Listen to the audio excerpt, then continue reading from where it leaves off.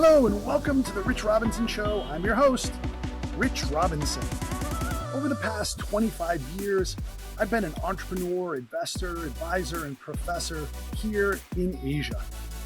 After nearly a quarter of a century in China, I'm now based here in Bali, Indonesia, the island of the gods. Asia is my home now. 60% of the world's population also lives here, but I would contend 80% of the world's dynamism and opportunity is right here in the region. On the show, you'll hear candid and fun conversations with some of my friends and colleagues, people I've met along my journey, entrepreneurs, operators, experts that will help you unlock actionable insights around the Asia region and the entrepreneurial agility that actually defines it. This first season, season 1 of the Rich Robinson Show, is titled At the Speed of China. Like, wait for it, at the speed of light. Things happen fast in China, and in this season 1, we're gonna take a deeper look at that. The rapid economic development over the past few decades, as well as the speed and cycles of innovation taking place all day, every day, right now. Let's go. Jiao!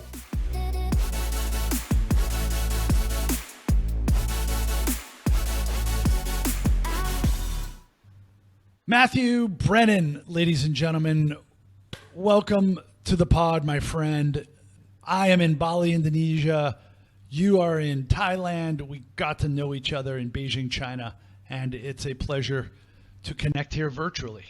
Nice to see you. Thank you for inviting me on the podcast, Rich. It's a pleasure to be here, and awesome. We've already got talking just beforehand. I feel like we've got so much to cover. Indeed. I had to cut you off because I was, just opening up that under the hood there in that turbo-powered brain of yours who, just is so great at the pattern recognition and the analysis of China that I've always admired and liked. And we're going to dig into that. We're going to dig into your entrepreneurial journey and also your kick-ass book about the most valuable startup in the world, ByteDance, the mothership of TikTok. But let's go back to yesteryear, shall we? I grew up in Boston. I feel like I've met more than 3,000 people named Matthew Brennan. So I guess you have a little bit of Irish heritage there, but you grew up in the UK. That's right. My father's Irish, so I'm half Irish. But yeah, I'm originally from Southeast London. And I've lost my accent now, but if you speak to my family, they speak quite differently from me. And yeah, so how did I get to China from there is quite simple. I went to university, I studied economics, and I was going to go, the obvious thing to do being from London would be to go and work in the city. And I wanted to take a year off before that, do a sort of gap year, which is quite popular. And I almost, went to Poland. That was very close. I was quite close to considering going there. I just wanted to teach English somewhere. But being an economist, I worked out the purchasing power parity of different nations, different options available to me. And I was like, hang on, like China, it seems like they don't pay you much there. But when you work out what you can actually buy with that money in China, you can live a pretty decent life on that. That's great. 10, 12 years ago, is that right? What year was that? Yeah, I mean, that's it. I mean, the wages were low, but everything was super cheap. And I started in Dalian. Oh, that's like 2000. That's like 16, 17 years ago. 17 years ago. Yeah. Okay. So China was like eminently affordable then. It was really a different place. Yeah. I mean, and I wasn't in Beijing. I was in a suburb of Dalian. Hong Kong of Dongbei. But out in the sticks there. Yeah, I mean, it was really very Soviet. I mean, my first impression, I arrived there in February, March, and it was pretty brutal, the winter in Dongbei. And it was not a good first impression. I was like pretty shocked. Yeah, I better be getting my money's worth for this place. Well, it's a bit like sort of, what am I getting myself into here? Like, it was Soviet was how I describe it. Everyone in Dongbei wears these huge big jackets because it's so cold. And back then there were these sort of army style jackets, a lot of them. Yes. And the roads, there's just one big street in this suburb. It's called Stalin Road. It's the translation. And it's so big, it's one of those roads that's designed for tanks to go down, right? But, nice enough place. And I stayed to learn Chinese. So I was originally going to stay for 1 year. And I was basically like yourself and many people, you just find, after a while, you sort of realize, hang on, I'm sort of dropped in the middle here of sort of like the greatest transformation of a country that's ever happened, probably ever happened, right? Like, yeah, literally in the whole history of humanity, it's like it's up there in terms of a transformation from poverty through to extreme wealth. And you're sort of kind of 1/3 of the way through it. And so you're like, you go back to London, which is, you know, my home and I love it. You're like, wow, everything feels really slow now and a bit boring. And it's like everyone's kind of doing what they were doing when I left. And, you know, in that time in China, like just physically the environment around you, forget about people, culture, wealth, or business. It's just like physically, buildings are going down and coming up. There's just construction everywhere. You know, one of the common complaints people have living in China is like just we'd be doing a podcast like this and there'd always be drilling somewhere. Yes. That's like very difficult. China's a very noisy place, right? Chinese people have very high tolerance to noise. There's a couple of reasons for that. Let's put that back. Why do you think there's a couple of reasons for that? I love talking about these intercultural differences. Yeah, I mean, like there's a big one that I noticed which really hit home was Spring Festival. Is like when everybody loves Spring Festival, and from a young age, Spring Festival is very, very noisy. You know, the actual sort of our equivalent to Christmas and getting presents is like fireworks and like all the loud bang pop-ins going off. Like during that eve, during that, you know, the high moment of it, it's just deafening, right? There's just deafening noise. They kind of banned a lot of that stuff, but I sort of caught the tail end of it when there was like, it was okay to do that. Yes. And like literally the sky would light up. You know, being from London, we compare it to the Blitz, right? It's like, usually fireworks are in one spot, but in that scenario, it's everywhere. The entire sky lights up, yeah. Yeah, the entire sky is like filled with explosions, essentially. Now, that got banned in most places pretty soon. Like a few years after I came in, it was like, oh, we can't do that anymore. It is super dangerous. Like the hospital was full of people with injuries. My jacket got set on fire once, and that one hotel in Beijing burned down. It's probably a good thing that it did get banned. But it was quite amazing to experience. That China's gone, unfortunately. But yeah, I mean, there's still a lot of people that have those memories. And so the firecrackers and that noise is associated with money. It's associated with spending time with family and just generally having some time off to relax, which is really quite a thing in China because of the work schedules there. Yeah, I think there's that association. And then, yeah, Chinese people just naturally speak very loud. Like most people, especially from the countryside, a lot of people, you know, they speak really loudly, and it just seems to be normal. Yeah, it's not a judgment. It's just not it's just basically, objectively true, and it's different, right? Peter Hessler, who writes for the New Yorker now, I used to play basketball with him in Beijing, and he wrote this book, Rivertown, 20 years ago. It's a classic, right? And he was very vulnerable there, and he's like, the guy honked his horn from the airport to where I lived, like 217 times, like in a 40-minute ride. What? And then he said, I got into a really public battle with the shoeshine guy who had, probably some sort of learning disability, but I just lost my shit. And I'm like, yelling at this guy, and he's yelling at me, and there's a giant crowd gathering around, and he's like, I am so ashamed of myself. I'm like fighting with this guy. And I remember waiting under the bridge in Guomao, right in downtown business district, for my shuttle bus to go home. And there was a truck there, and they had like modified their horn, and it was under the bridge, and they were honking that thing. So it was amplified. And I climbed up on the fence, and I was yelling at the truck driver who was, probably 2 meters away, but he didn't even see me or look at me because it just triggered me like crazy. I couldn't deal with it anymore. This is probably 2002 or something. And then I looked back, and all the people in my compound waiting for the bus were just totally stoic. And I was like, oh my God, I'm that asshole now. I'm sorry, guys. I apologize. The noise just set me off, right? So it's just a whole different level there. So that's like it goes back to this one other anecdote, this small thing. Like a lot of people have said, had this observation where they're like, if you don't speak Chinese, and then you see two people, like I might be speaking Chinese to a vendor, trying to buy something. And they're like, are you arguing? Like, you guys having a fight? And you're like, no, it's just like, what? And you're like, but no, we're just talking, right? Yes, but Chinese does have that element of, loud and aggressiveness being sort of the standard for a lot of, not everyone, right? There's plenty of academics, there's plenty of like softly spoken people, but yeah, it's quite a common observation. Yeah, and I think it's changed in some circles, in some ways, a lot more, like it's become dialed back a little bit, but there's still, like, especially secondary, tertiary, and the other cities as well too. It's all goes to 11 and then another 11, again, so it goes to 22, actually. Well, that's it. And then you say like second tier cities, third tier cities, and that's really where I've spent nearly all my time in China. So I'm quite unusual in that respect, in that Yes. I have lived in Beijing, Shanghai very briefly, and Shenzhen as well. But like it's 90+% of my time in China has been in places like Dalian, Mongolia, Chongqing, Chengdu. Wow.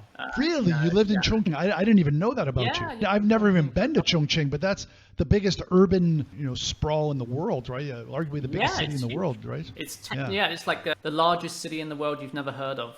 24 years in China for me, and I first came there almost 29 years ago, and I'd never been. I just didn't have any reason to go, right? It's probably my favorite city in China, Chongqing. Really? Wow, I got to go. So let's take us back to, 2004 or something like that? And then you kind of go back to London and you're like, okay, I got to get back to the biggest story of our life. Yeah, so learn the language, started that long journey.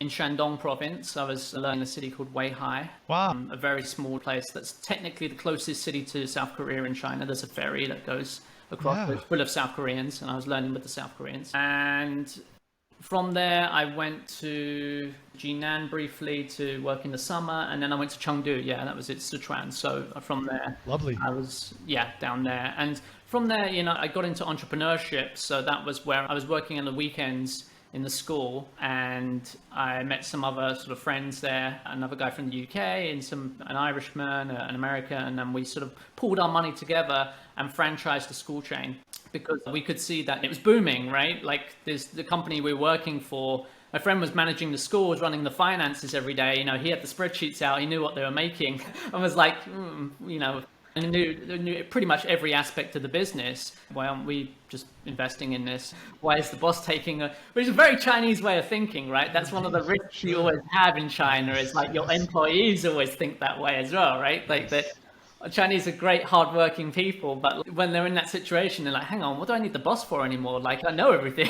Very common. So we did that, but we did, to be fair, we just franchised the company and they were very happy with that. So that's what led me to, get involved in entrepreneurship, I guess. It was a very sort of safe thing because it's a franchise, but it was also like very Wild West because I ended up going to Inner Mongolia eventually to do that. So I spent 2 years in the property ghost town Erdos. Well known for.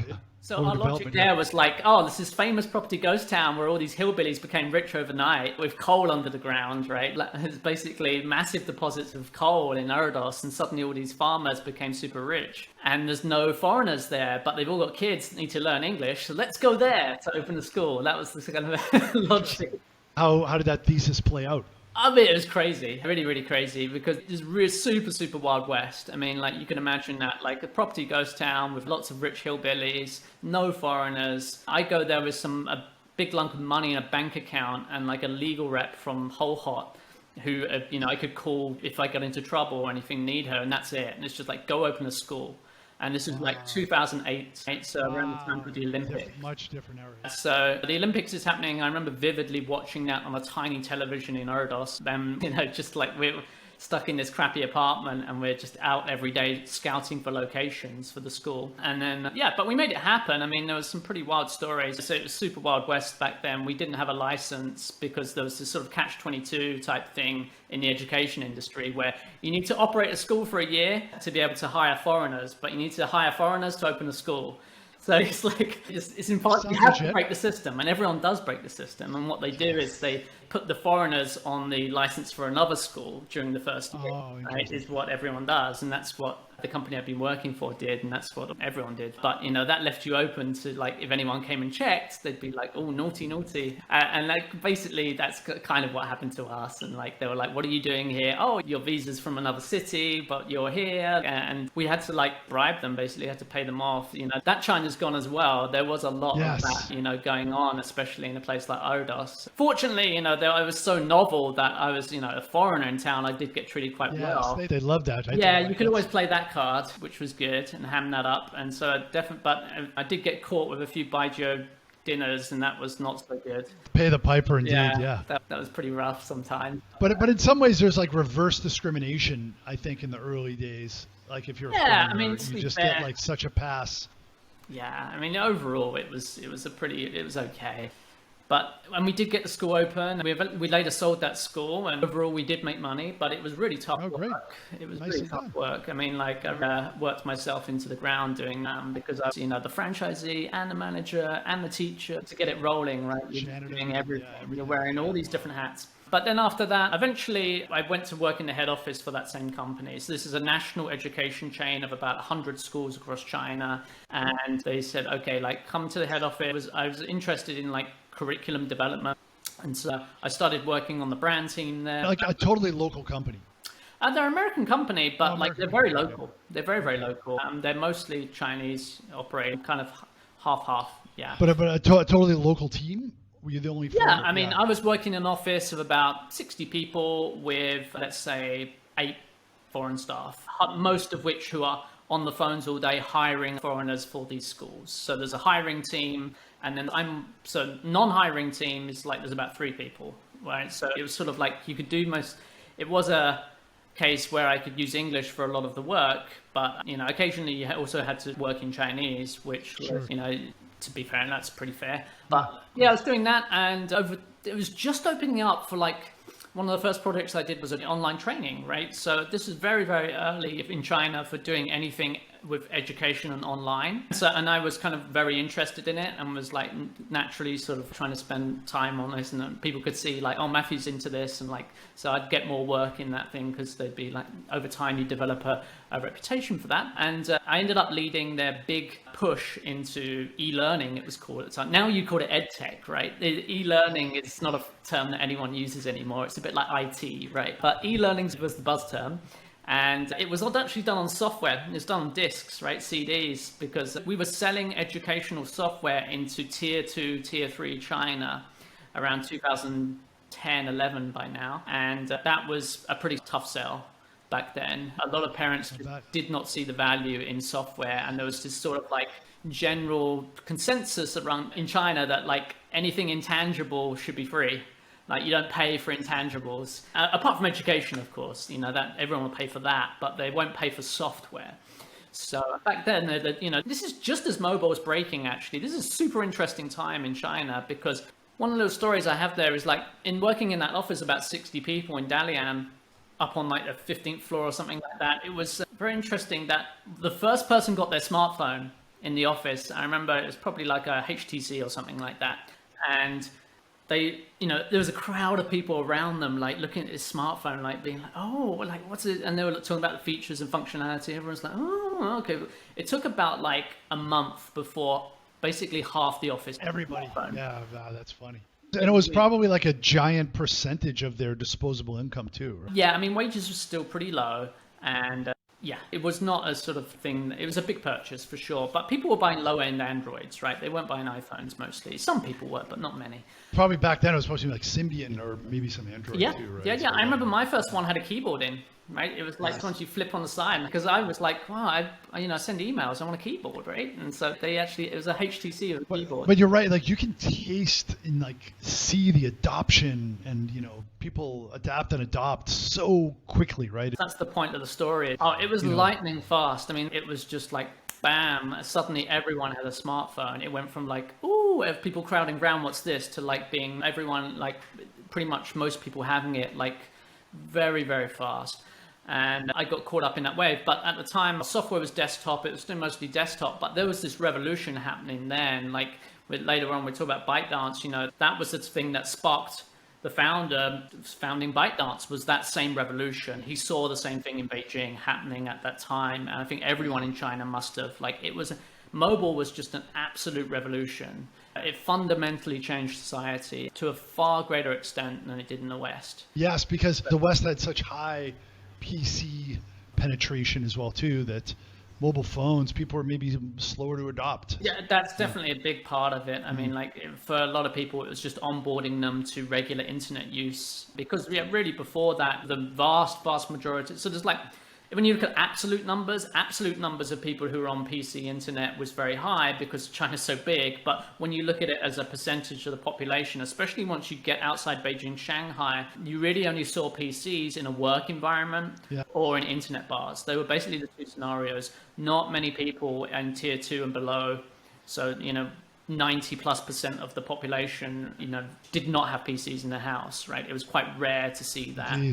Indeed. And then you think about the West of like, oh, well, there's at least Walmart, or there's a shopping center, or I don't know, you have a catalog. Catalogs have been around since the 1800s, or you have like movie phone. You can call movie phone and they can press 2 to hear the 810 movie, right? There's like all this other infrastructure to like find information and to purchase things that just did not exist in China at all. Or it existed only online, but then people couldn't even access it because they don't have a PC, right? And then they get a phone and all of a sudden... You're totally right, Richard. There's two things. One is information, one's e-commerce. These are the two big things.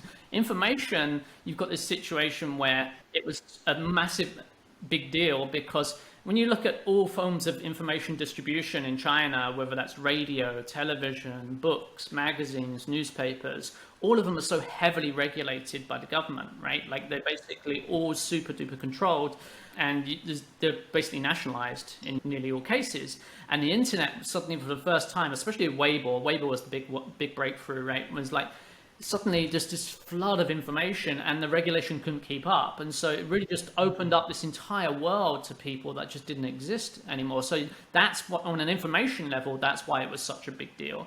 And then on the e-commerce level, you're looking at, lots of people commented, right? Like how the mall infrastructure wasn't there. Like you just said, there's no entertainment infrastructure, but also the economics are growing so fast. For Chinese internet is so e-commerce centric, whereas Silicon Valley is very advertising centric. Yes. And one of the big reasons for that is because the economy in the West is developed. So advertising online makes a lot, businesses are willing to spend on that. Whereas today in China, it's different. But if you roll back the clock to 15 years, let's say, or, even 10 years for the beginnings of mobile, the problem's not actually, advertising. It's not mature. The problem's getting the actual product to the consumer. Right? The problem's actually distribution. Right? If you could get distribution, you can sell. Like selling's not a problem. People will buy your product. They just can't get your products, right? So then in that session, it's not so much about marketing or advertising. It's about just literally distribution is the issue. So e-commerce solved that problem for so many brands. Famously, as you very well know, Tencent couldn't sell any ads at all. And then they were like, well, let's deliver virtual things then. We can deliver them instantaneously. And that's why I think Facebook is like 10 to 15% from virtual, but all the rest is ads. But I think Tencent's probably the reverse. You know better than I, but I think it's like, what, 80-20, 85-15 virtual items and advertising?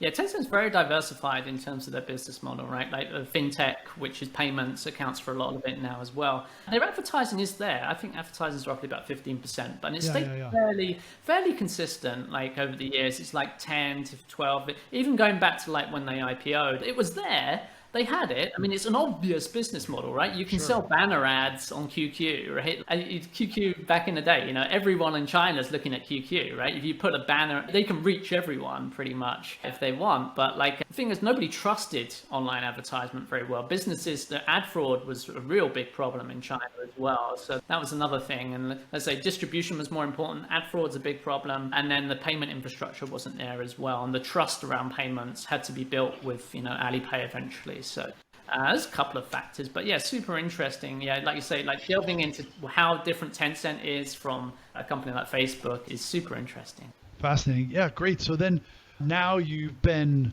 working inside of a larger company, and then where does our intrepid hero go next? Intrepid hero is stuck trying to release this software product, like the first big software product for the company to 100 schools, and parents are like, we won't pay for this. So that was really tough, but baptism of fire, really. It's a fantastic experience. And we hired someone from IBM to help to be my assistant and work with me, who's like, in many cases, wasn't the assistant, was leading because he was in the IT industry. Like I say, these terms we don't use them anymore. Yeah, I mean, that's it. I mean, I wasn't an IT professional. I did lots of things I didn't know. We were working with a Shanghai company to do the coding, but I was doing mostly curriculum design and user experience, essentially. So it all fit together. We managed to get it work. We got it out on time, and we had to bundle it together in the end, was the way we sold it. So blended learning was how we marketed it. And the boss was happy. Certainly the company made a lot of money on it. From there, after that project, I sort of went into full-time curriculum development, research and development. So building out We did an app later on. We kept expanding the curriculum online for that and updating it. And we did their whole books and everything, basically. It was like a 3-4 year project. Yeah, and you also have so much rope to hang yourself, so to speak. You're probably given an incredible sort of freedom and opportunity to do things you wouldn't in a typical career in the West. That was part of what attracted to me. It was like they trusted me, and so I did have the freedom that you wouldn't get in other organizations. So I did that from Chongqing though. So I was gonna leave, and I said, Matthew, don't leave, because I wanted to go back to Southwest China. So they were like, okay, well, how can we make this work and keep you? And I said, well, perhaps we just do a research and development division, and I run that division, and we hire some people there. So I had about a team of about 8 people in Chongqing that we were hiring, and they were doing things like graphic design and Flash. It was Flash development that we were using for the animation, and people like proofreaders and things like that, and audio. We outsourced the audio to Canada, I think, but we were doing lots of different stuff, and it was all about content creation. And then so doing that's going well. And then in 2015 WeChat sort of dropped.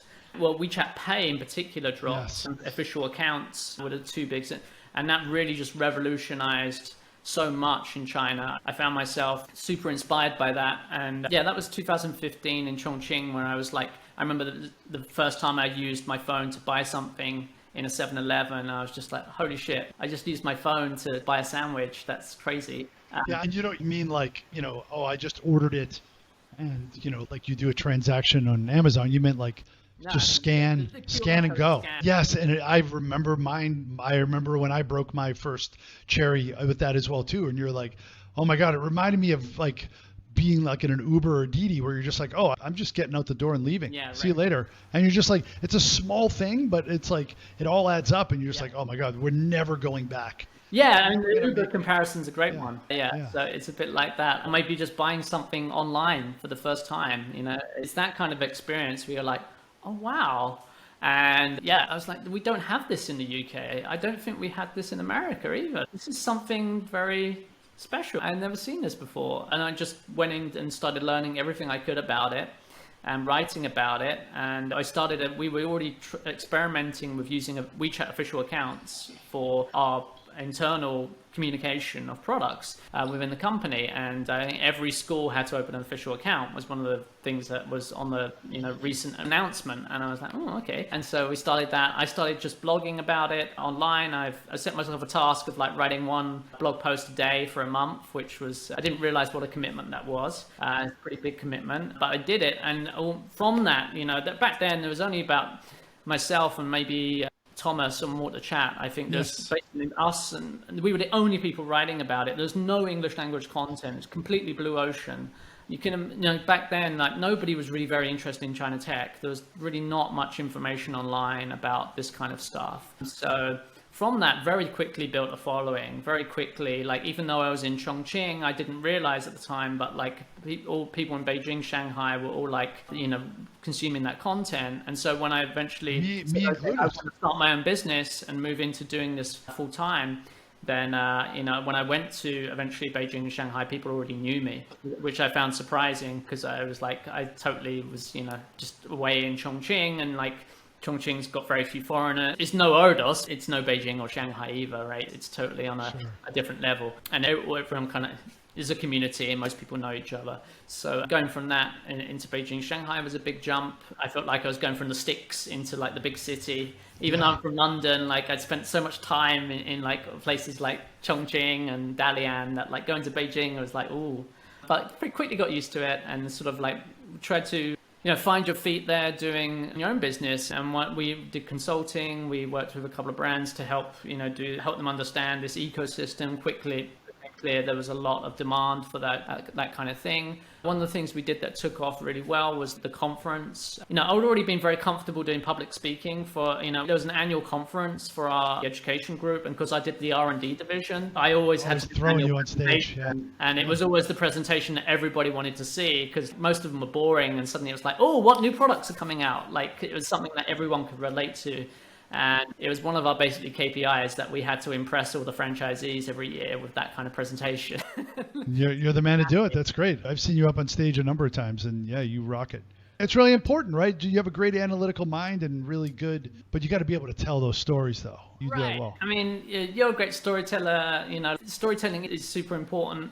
When I worked in the head office, also, like, people eventually worked out I was good at PowerPoint and were like, Matthew's great at PowerPoint. And then suddenly everyone would be, Matthew, can you look at my slides? And like a month before the annual conference, you're like spending a lot of time helping people to get animations right on their slides, which doesn't really matter that much. So you really shouldn't be spending time doing that. But it's very wasteful of resources, I feel, looking back on it now. But everyone cared about it so much. But yeah, I've always been a visual thinker, and so things like visualizing concepts for me is something that comes very naturally, and that really helps with doing those type of presentations. So yeah, I was already comfortable in that area and doing events and things, and we did those in Chongqing on a very small scale. And then when we came to Beijing, perhaps because I was just so fresh and naive, I was like, well, why is no one doing a big WeChat event? Like, there should be a annual, there should be a big conference, right? And we went. There was one there, but it was small, and it was in Shanghai, and it was just totally not what it should have been in terms of scale and ambition. And we were like, well, let's just think. And so we did that, and that was very successful. The chat conferences, and lots of people found a lot of value in that. But if I may, for some of those listeners out in podcast land, it's a really good lesson because you weren't necessarily like a digital insider.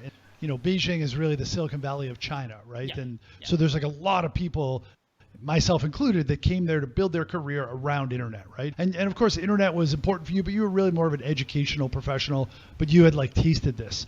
But then you were like, you know what? I'm taking all of my skills, experience, network, and my pattern recognition, like this is hot, and I'm putting my flag in the sand, and I own this. And then you came in and you like nobody else, you did own it, right? Because it's a new platform, and because you said, the universe kind of conspired to make you successful around that because you were early and hard and fast and you saw it. So it's a really good lesson for anybody that you can completely reinvent yourself. Like, I only knew you as that guy. Yeah. I was reading your stuff and I was like, oh, that guy's, yeah, absolutely. He knows what he's talking about. Maybe it's kind of like the way that the Beatles had to play in Hamburg, 2 sets a day for months or years, and they got really good. And you're like, I'm writing 30 blog posts in 30 days. And like you were like, okay, I got to really, really do some deep thinking about this, right? And I think deep thinking is probably one of your things that you like to do.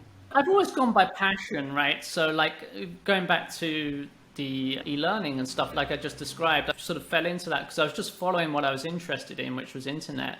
And then from that, going into e-learning, curriculum development, I was just interested in it. And it was really just, it really was, I could feel WeChat was just changing society, and that was like super interesting. But I did not know that it would, become I had no idea what was going on in Beijing or Shanghai around this at all, or like that ecosystem of digital marketing that was taking place. Because what was, in a bigger scale, what was happening was, WeChat became this sort of must-have platform for every brand. And so you'll just find yourself in a situation where every international brand in the world suddenly needs to be on this platform. And so there's a lot of, but it's so new that not a lot of people really know how to work on it. But to be honest, it wasn't that new by then. It had been around for years as a chat platform, but it wasn't really just, it would be like, like WhatsApp. It's like, oh, it launched. Everybody used it. It was like everywhere. It was like electricity or water, right? It was just like big deal, right? Yeah. But what can you really necessarily do with it? And then it was so brilliant because, of course, with payments, it's something that I see it here in Indonesia, and like mobile or virtual payments are still not taking up because there's so many competing platforms, and people are like, oh, I got to download this additional thing and I got to register here. Like, it should just be so painless and so easy to do that then it becomes ubiquitous. And then I like to say this to when people visit China. China invented paper money. China is the biggest population in the world. China is arguably the oldest civilization in the world. China is the first country to say bye-bye to paper money, right? It's like extraordinary. Like, what? How could such a large and old civilization like that, just get rid of paper money? It would be like preposterous. But like now there's problems where like the government's like, you have to take that paper money. Like, nobody wants to touch Zhangde Xinji, right? It's kind of like, think about this. You're like, okay, what we're going to do. We're going to chop down trees. Just stay with me. And we're going to destroy, all kinds of forests. And we're going to make this piece of paper that people can counterfeit and stuff. And we'll make sure all the foreigners get those bills when we give them change in the taxi. And then there are going to be these rectangles, and, people are going to have to keep them with them. And it's like, that's the dumbest idea ever. It's like a really silly idea. It's like, I can just scan with my phone. I always have my phone with me. It's like, nobody's going back once you touch that, right? No. And it's like, it's just become like people outside of China. I tell people when they visit, there's 3 groups of people that use money. That's people that are really young, they don't have a phone, people that are really old, they don't have a phone, and you, the people that are visiting. Because pretty much just about anybody else, except for maybe the very, very low tier, subsistence style citizens of China, everybody's using it. And It's just extraordinary, right? And do you know much about the origin story of WeChat? Because I know you wrote a great book about ByteDance. We're going to dig into that. But you've really become like a kind of, WeChat godfather. Could you recount that for people here, like how it sort of came about? Yeah, sure. No, I've researched it all. I mean, like, that's super familiar with pretty much all of the history. It's only like 10 years really, but it's like a long history of WeChat. How it got started, I mean, like, as you've accurately described it, it's a messaging app at its beginnings, right? That's all of the things we've just discussed. At the very early days, there wasn't much consideration that it would ever grow in that way. I mean, it started off as sort of a skunkworks project internally within Tencent in 2010. So what the idea was, first of all, I need to bring you back to 2010 and say, like, in 2010, everyone was on QQ. There already was a messaging platform for China, and it was super popular. And it was owned by Tencent. It was owned by Tencent. And it had a mobile version, right? There was mobile QQ. And there was basically, for feature phones, there was a system where you could pay a small monthly fee and receive free messaging as long as you were messaging other QQ users through that phone. It's not just a desktop app. So the big question for a lot of people had at the beginning was like, why do I need WeChat? Right? It wasn't actually that obvious a need for this product in the market from a lot of people's perspective. But the founder, Alan Zhang, who's like an old school internet guy in China, he basically founded Foxmail, which is one of the very earliest internet freeware back in the, 1996, I think, something like that. So back then, the software industry in China was tiny. There was Kingsoft, which is, Lei Jun's original company that is working out. Lei Jun and Alan Zhang are like from the same generation of, basically first generation of internet entrepreneurs and people who went out in China and actually did stuff. So Lei Jun was doing Kingsoft, which was like, at the time, the largest software company in China, I think. And Alan Zhang was doing freeware, which he's doing Foxmail. And he was known as this guy who was probably one of the most talented developers in China. Some people say was the most talented developer in China, but he was like on the poverty line because his software was freeware and he didn't want to put ads in it. And he had no way to monetize, even though millions of people were using Foxmail every day. And it was one of the best softwares on the market. And lots of people were using it outside China as well. So he's got this long history there of super well respected. And the founder of Tencent, Pony Ma, knew from day one that this is a guy.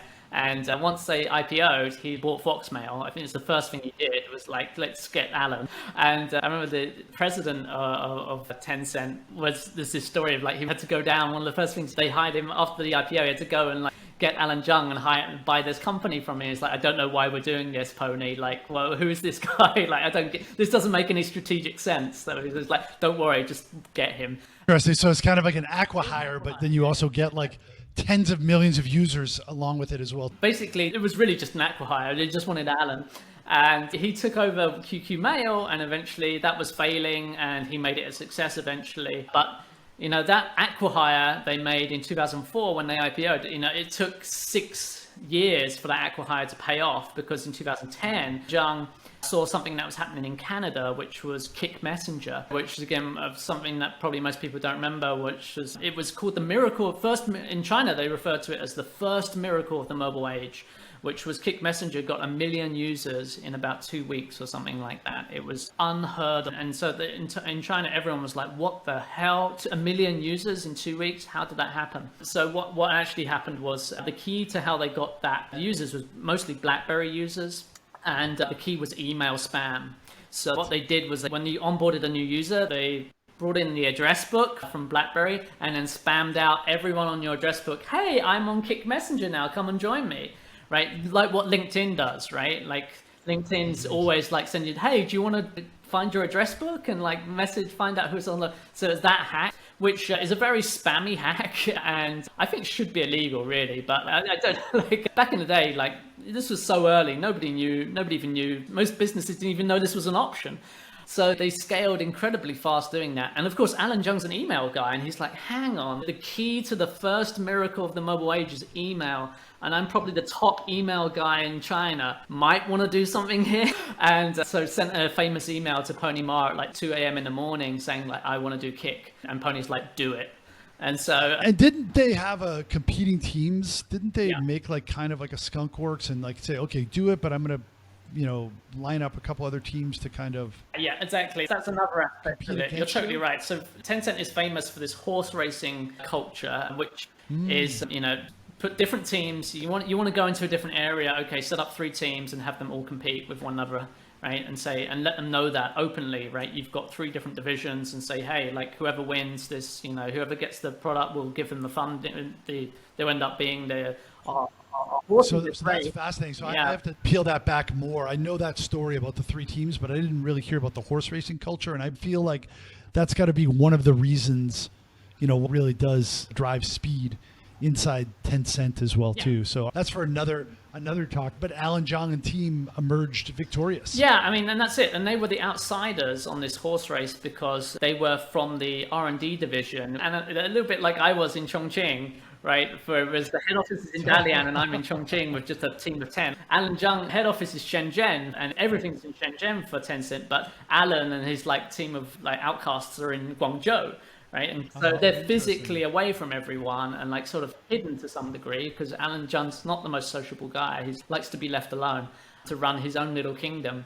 And so they're working away in Guangzhou away from everyone else. And so no one in Shenzhen, the logic within Tencent was like QQ's this beast, right? It's like literally every user in China is on QQ. And so all you need to do is like find a way, all you need to do is run banner ads in QQ basically, right? Like it's like drive those users. If you can get some advertising space or some trick to like get users to download your new mobile messaging app from QQ, you've won, right? Because how can you compete with that kind of traffic? You can't, right? That's the logic that everyone had. But also Tencent had this problem, which was a large part of their revenue at the time what came from China Mobile. So they were actually working together with the telcos, and the telcos were super scared of mobile messaging. They saw what was happening with WhatsApp, right? So WhatsApp all around the world, telcos, when that came into market, if you remember, especially places like Europe, right? Like, so I consider myself European, even though a lot of people are British. In Europe, it was like you could live in Belgium, and if you had to send an SMS message to France, right, just across the border, or Germany, that could be like €1, right? So the telcos are just this is just a massive cash cow, especially in places like Europe, but also anywhere where there's these cross-border things. So Hong Kong, Singapore, these small nation states where there's lots of cross-border SMS. That business just got decimated by WhatsApp, right, globally. And the beautiful thing is, as it should, just like bank transfers and, it's just like ridiculously, usurious fees. Big parallel there with blockchain, actually. You could dive into that with what people say about Bitcoin these days. So yeah, telcos around the world got decimated by this, and the Chinese telcos were also, they saw this coming. So the people that Alan was competing against were under the QQ division, and the QQ boss has got to, basically the rumors are, and still the boss denies it, but everyone says it's true, of how the China Mobile leaned on him to say, put pressure on the boss to say, do you really want to do this messaging project? Because, you rely on us for all this money, right? About 1/3 of Tencent revenue comes from this deal with China Mobile. Are you sure you want to do this messaging app? And so they were they still did it, but they had to do it in a very sort of roundabout way. And they couldn't just throw banner ads into it and throw all the traffic into this thing, because they'd get a call from China Mobile next day, what the hell? So they had to be a little bit, they couldn't go at it hardcore. Whereas you've got Alan in Guangzhou, nobody knows. Basically, even Tencent people don't know who this guy is. He's just an outcast with his small team. And this guy just goes at it. Now, but to be fair, during the first 6 months of WeChat, it was a failure, right? They didn't do well. It wasn't like outdoor, it wasn't like Kik, right? Where out the door, they just spammed everyone's mailbox with email spam, even though they could have done that actually, because they were running, one product they were running was QQ Mail. But what they did was they were quite conservative. They tried things out. It wasn't working. At the time, Xiaomi was the market leader in China with their product. So actually Leidren was competing with, the first generation guys were competing with MeTalk. It was the product that actually seemed to be leading the China market. WhatsApp wasn't really in the China market. They weren't focusing on that, and they didn't have localized servers, so the speed was slow. But then TalkBox came along, this innovation from Hong Kong. So there's this small startup team in Hong Kong who come up with voice messaging, which was their thing, was like, okay, why are we sending texts? I think the story goes like the founder was inspired by having to send mobile messages to his grandmother. And he's like, my grandmother doesn't know how to text. And like, she just, she can't do characters on the phone. The buttons are too small for her. And why don't I just do voice messaging? And so they were like, okay, that was the innovation that they came up with from Hong Kong. And that blew up, right? That became really popular. And then everyone copied it, right? MeTalk copied it, WeChat copied it. And that was a big boost to WeChat as they copied that. They actually did it better than the original. But that was the first thing. And then the second thing was Friends Nearby. So after about 6 months rather, they worked out that they released this other feature called Friends Nearby, which was super, super popular at one stage in China. I don't know if you remember this. There was a very short period of time where this was where basically you could find people right based on geolocation. So the thing was, this is about the time that Momo came out in China. So there's no Tinder at this point in China, right? Online dating is not really on your phone. There's no Tinder. So this is pre-Tinder. So it was basically the first Tinder of China. Yes. And people were just blown away that you could set find women within 5 kilometers of me, and suddenly you get a list of all females who are using WeChat within 5 kilometers. You could just say hi, and they might reply. Most of them. I'm at this club. I'm at this bar. Yeah. Yeah, there were so many things that blew it up. But yeah, I never knew about that China mobile pushback, but that makes sense. But then also, you think about it, you're running QQ. QQ is like the cherubic, sort of fat, entitled baby of Tencent.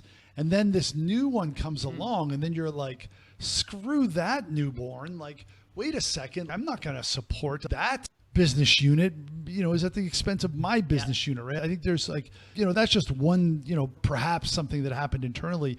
But I think also most companies just don't have that number one vision or commitment to do it. And you think about Zuckerberg, I tell the story about how Zuckerberg gets lauded as boy genius. He goes and identifies WhatsApp as this acquisition target, closes the whole deal personally in 6 weeks. They signed the shareholders agreement or the whole deal in the original office where the founder of WhatsApp, sort of got his they signed it on with Sequoia, something like that.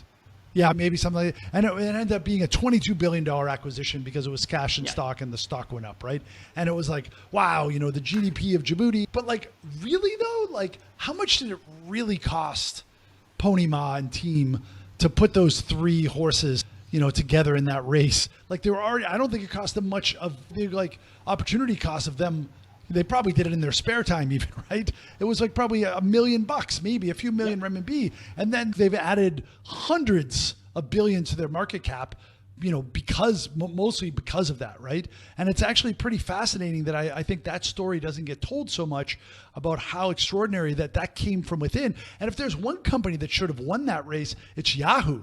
Yahoo Messenger was really dominant and really out there, and they had it all, and they could have easily owned and dominated that in a way, but or MSN maybe, but I think Yahoo really had all these other services and other, it was just the right kind of vibe around that, right? For mobile anyway, and they lost it. And it's Tencent has remained with Pony Ma at the helm and very paranoid and very aggressive and, no hesitance. Zuckerberg got his milkshake drunk. Why is he allowing another company to do, Pony Ma's not going to let somebody else do that. He's going out and and it's funny, I think the mobile revolution and the whole, messenger thing, they told Instagram, they did a great acquisition. But other than that, I think it's, There's not many, a company the size of Tencent has completely changed engines mid-flight and completely self-disrupted itself. That's not easy to do. But having said that, everyone kind of had to do that in China to some degree because everything shifted to mobile.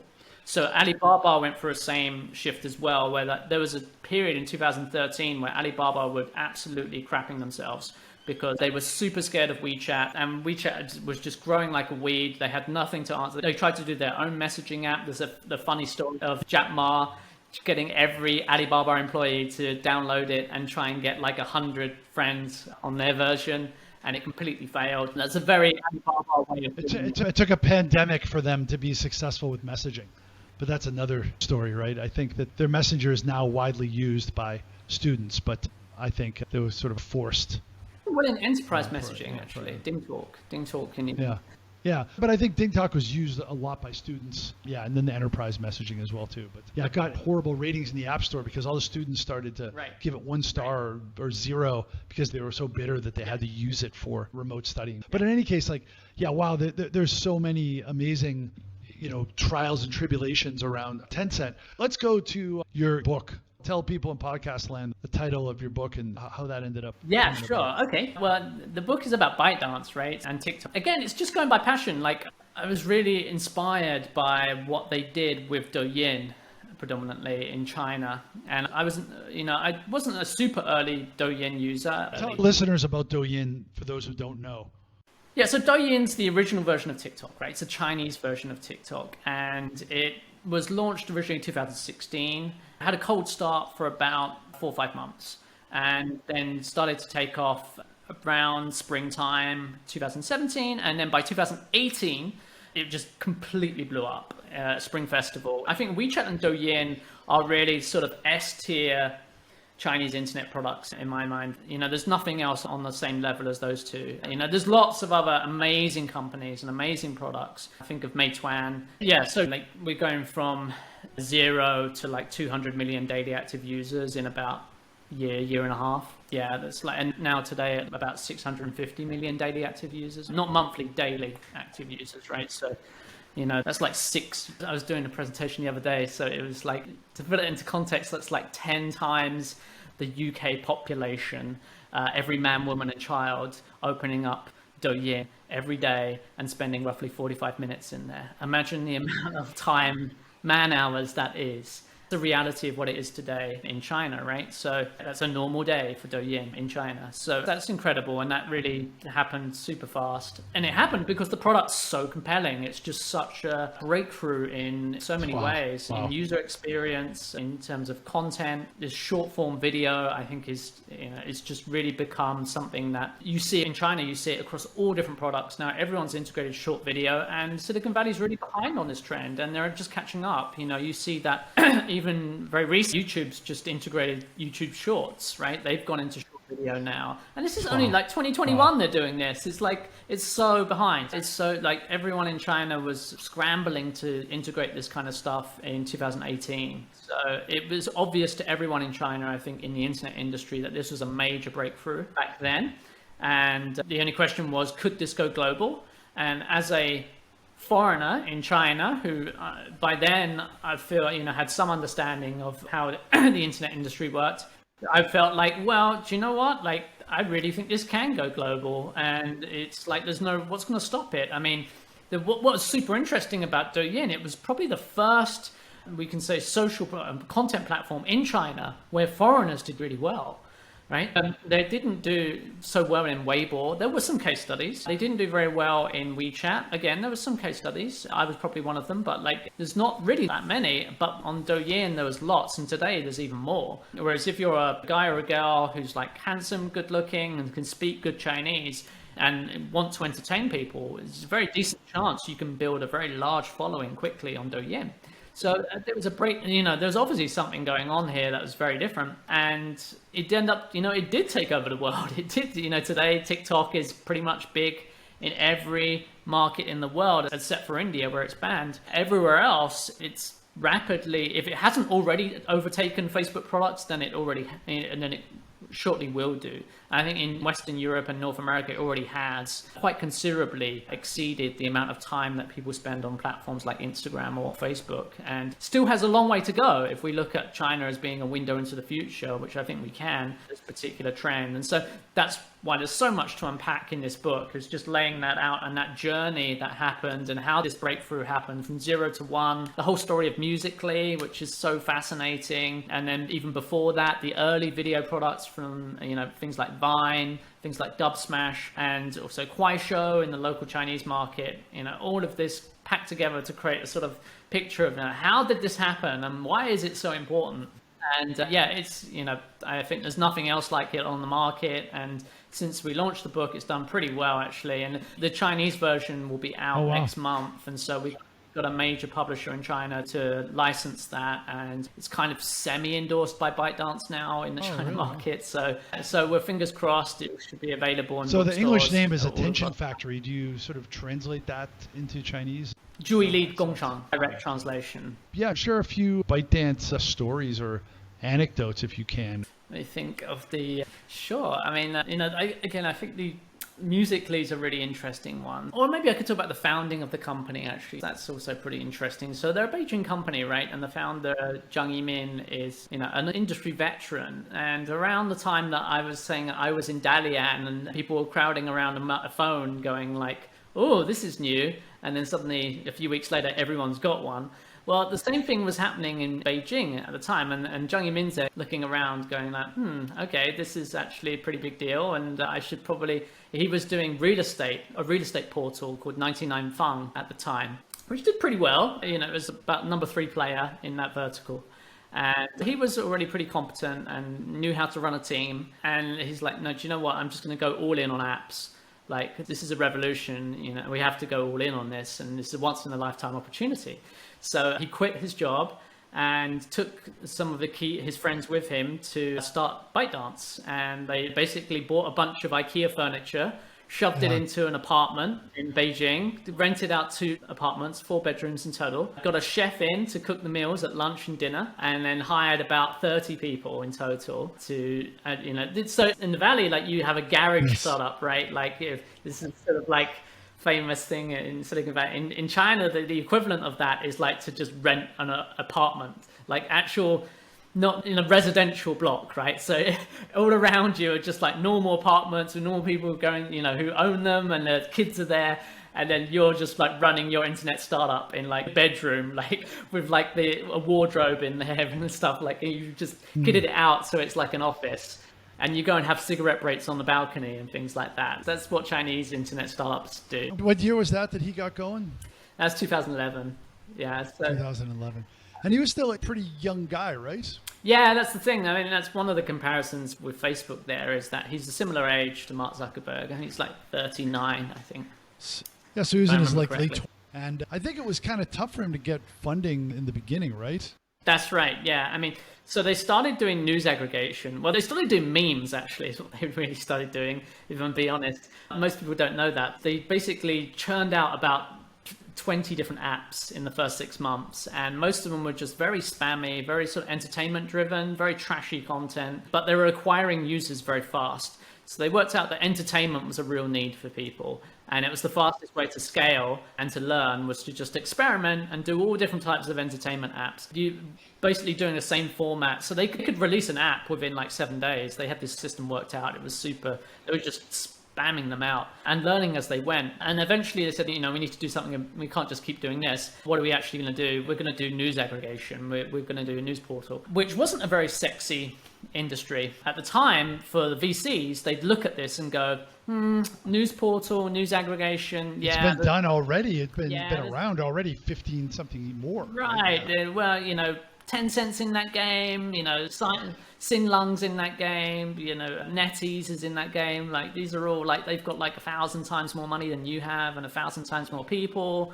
And what have you got? And Yiming's there going, we've got algorithmic recommendation. Oh, it's actually the DNA of the whole company, right? Because they've taken that into Douyin, into TikTok, and like that's the juice. Like, is he a coder? Did he have any chops around that, or he smelled that? It kind of in the same way that you were like, I smell WeChat and I'm going all in, right? And he's like, I smell machine learning, and like now it's the same. It's like I smell WeChat because it's Messenger. We already have a Messenger, but we're going to do it for smartphones, and we're going to do it in a different way. It's one little angle, and that's enough to just transform. Yeah, that one insight. So yeah, totally. I mean, you're totally right. The whole ByteDance empire is built upon that single insight from the founder at the very beginning. You know, there's no way they could have predicted TikTok, right? No one could have ever predicted. But, you know, looking forward, you can't see it. But looking back, it's obvious that everything connects. And everything does come back to the idea of algorithmic recommendation, like neural networks. Using neural networks in order to match content with people. And even algorithmic recommendations, I mean, that's been around, like, oh, you like this movie, maybe you want this movie, or you bought this on Amazon. Yeah. And like, even that was not so fresh and new. But I guess what was really happened is that it had just become, it was ripe. It was time now, right? Like he got the timing. Right. Like you think about it, what did all these engineers in Beijing know about tweens twerking in Tulsa? Like nothing. And they don't need to know. Because the algorithm knows way more about tweens twerking in Tulsa than even they know, the tweens themselves, right? Well, TikTok's like a voting machine is how one engineer's described it to me. They're like, it's just a voting machine, and you know, all it does is look for engagement and signs that you're engaged, and it actually doesn't really know what the content is at all, right? So yeah, it's a good way to think about it. Fascinating. You know, And like that, like Susquehanna Investment Group, SIG, they put in the first money, and that's got to probably go down as the best investment in the history of mankind, I think, right? That's a legendary, in China, in the VC industry in China, I think that's the number one, like, sort of legendary deal. Maybe the Tencent and a Tencent deal with Naspers, or the SoftBank deal for Alibaba. Those are also, it's up there with them. It's up there. Those three, I think, are the ones that just multiple 1,000x return easily, right? And so, yeah, but she knew Joan Wong, who's the VC who worked for SIG, who backed, was already a friend. She knew him from his previous startup, and she backed the previous. Another expert insight from Matthew Brennan, ladies and gentlemen. That's great to know. Keep going. Yiming is, you know, they were friends. Yiming wasn't very good at funding, right? So that was one of the problems. It was in the early days, was like he was softly spoken, engineer, techie, geeky, babyface, and, you know, these VCs, they're looking for the next Ma, right? They're looking for the next Wong Sing. They're looking for like warriors. And then this guy walks in and is like, hi, I'm doing algorithmic recommendation. He doesn't speak like that, but you know what I mean, right? They're like, one of them was like, who is this kid? They literally said that, like, I don't want to look at kids like this. Like, give me someone. It's like very dismissive. But, you know, now they all regret. You know, every VC in Beijing has got a story about how they turned down ByteDance, right? But I think Google was the same way too. This one VC was like visiting the house where they were in the garage, and he's like, "Do you have another exit? I don't want to walk past that garage, so they're going to pitch me." And you know, I mean, like everybody's got the woulda, coulda, right? Yeah, fascinating. VC's a game of regret, is what Neil Shen said, right? Yeah, so they did that. But who swooped in on the Series B was Yuri Milner. Another huge. I actually interesting. had lunch with Yuri Milner in 2003. I was head of international for LinkedIn, and the founder couldn't make it. The CEO couldn't make it. The COO couldn't make it. So they sent me head of international. And I remember I had a backpack because that's the way I was wearing a suit, but I had a backpack, and I walk up to him and he has like these steel eyes. He kind of reminds me of Putin a little bit, right? And he's just like, are you a student? Are you a student? And I didn't read it so well. It was almost 20 years ago. He was basically saying, who's this bullshit junior guy they're sending to me? In his 30s, right? But I was like, no, I'm not a student. And then we were at the Grand Hyatt in Beijing. I piled on the buffet, and he had like 8 pieces of sashimi, and he was, you know, sitting ramrod straight and, you know, slowly eating while I gorged myself. I'm like, wow. And then this apparition just floats over, his Siberian supermodel wife with like ice blue eyes and like these Siberian features and like blonde hair, stunning, taller than him, just like glides over in her beautiful outfit and like sits down next to him. And I was like, you know, I was really getting into angel investing and doing things. And I always often think back like, all right, you might think I'm a student, but I'm a student of the internet in China, and give me a fund and I'm going to invest it on your behalf. And well, you know, of course, you know, we always run through these things in our mind. And I never did that. I never saw him again. But yeah, he's definitely been, quite successful in China. But yeah, that was a smart move. He's a backer of Lei Jun from early days as well too. So he's definitely the most savvy guy. There's very few people that have done that, been able to come from another country, even from the Valley, and do that. Yeah, early investor in Facebook, ByteDance, Yes. Xiaomi, Jingdong, Alibaba, I think they did as well, Yeah. and like so many, and yeah, he's so underrated. Like I don't know how he's not more famous, to be honest. It's kind of mind blowing. Yeah, well, he does, but even so, I mean, he should be worldwide. He should be like Elon Musk. Like he's that level of what he's achieved is on that level. Certainly as an investor, anyway. He's a physicist, right? Like he's just a scientist, like self-made as well. Like it's and super a impressive. successful entrepreneur in his own right. In Male RU, yeah. So he was the guy who got the deal, and and in this story, he got the deal with ByteDance when everyone else in China turned them down.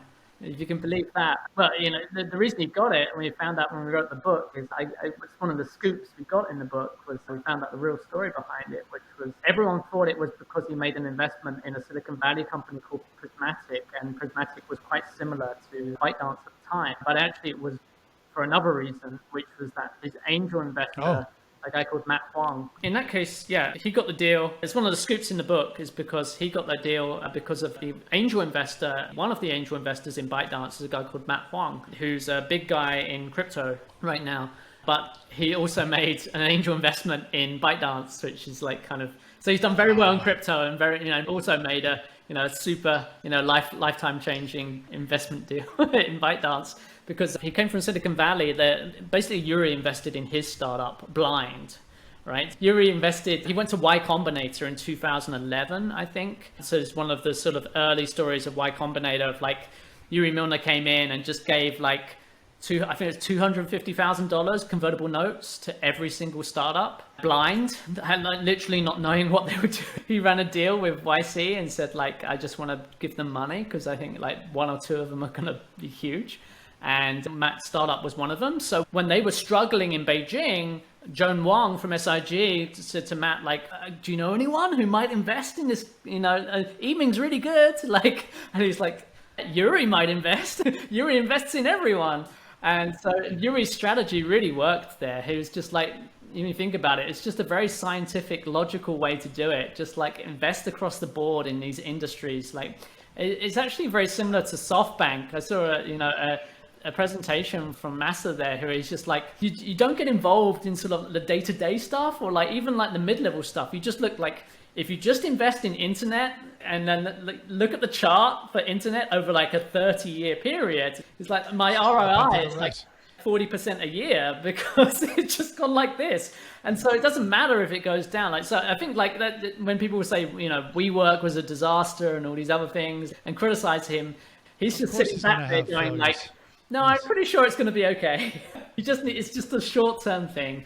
And so that was DTS's strategy as well. It was just like they'll pretty much invest in this because it's China and it's internet, so it's worth a bet. Some good bets. Wow. Yeah. Fascinating. Hey, so your book Attention Factory, I really enjoyed it. It's great, and I'd love to maybe have another session with you in the future to kind of peel back some more learnings there. I know you're working on another book. Look forward to that. And man, thank you for your time, energy, insights, stories as advertised. Matthew Brennan, ladies and gentlemen. Thank you, Rich. Thanks for having me on. Thanks so much. That was great. Thank you.